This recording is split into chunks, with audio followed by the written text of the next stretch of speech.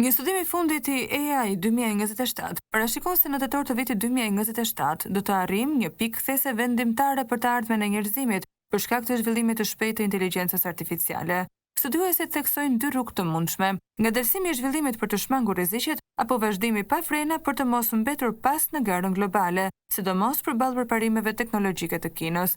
Ky parashikim mbështetet në të dhënat dhe analizat të detajuara pjesë e studimit me titullin AI 2027 i realizuar nga një grup kërkuesish në fushën e inteligjencës artificiale. Një ndër emrat më të spikatur mes tyre është Daniel Cototalio, ish punonjës i OpenAI, i cili në vitin 2024 e braktisi kompaninë dhe deklaroi se kishte humbur besimin se ai do të vepronte me përgjegjësi ndaj fuqisë që po krijonte.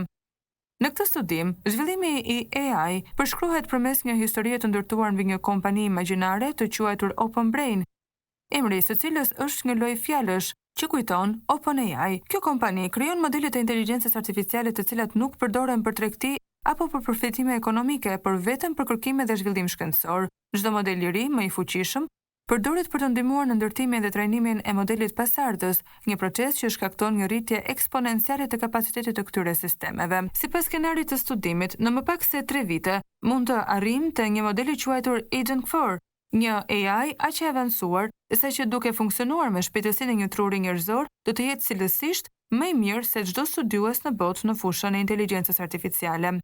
Por ndikimi i kësaj teknologjie nuk do të ndalet vetëm në shkencë. Këto modele pritet të ndikojnë në të gjitha fushat strategjike, nga programimi dhe hakerimi tek ndërtimi i armëve biologjike, madje deri edhe në marrjen e vendimeve politike. Në fund të vitit 2027 pritet të shfaqet një superinteligencë artificiale që do të tejkalojë njeriu në çdo aspekt mendor.